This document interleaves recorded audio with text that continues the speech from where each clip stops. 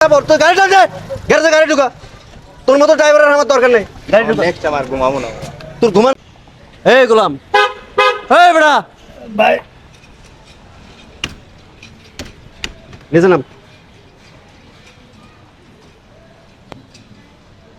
তুই 2 দিন হলে গ্যারেজে যাস না কে? ভাই আমি অসুস্থ, আমার পেটটা ব্যথা ভাই, হ্যাঁ, পেটটা ব্যথা। এলে অভিনয় বাদ দে, টাকা বাইর কর।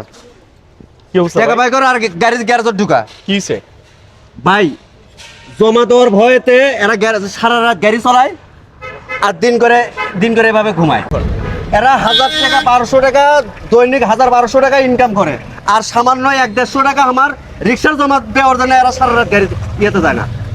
এদের কোনো নীতি আছে? এদের ভিতরে কোনো মনুষ্যত্ব আছে?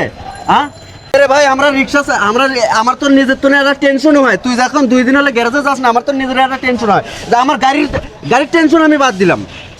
ওর কিছু হলো কি না, আমার ড্রাইভার হিসেবে তো আমার একটা দায়িত্ব আছে যে আমার ড্রাইভারটার কিছু হলো কি না।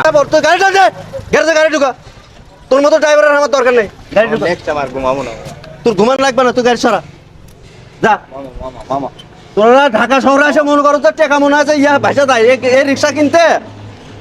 রক্ত ঘামানোর টাকাতে রিক্সা কিনছি, তোদের মতো ইয়ে করিনি। মামা নেক্সট আমার ঘুমাবো না। কি নেক্সট টাইমে? তুই এখন গ্যারেজে গাড়ি ঢুকা, তুই ঘুমাবি, তুই একদিন দিয়ে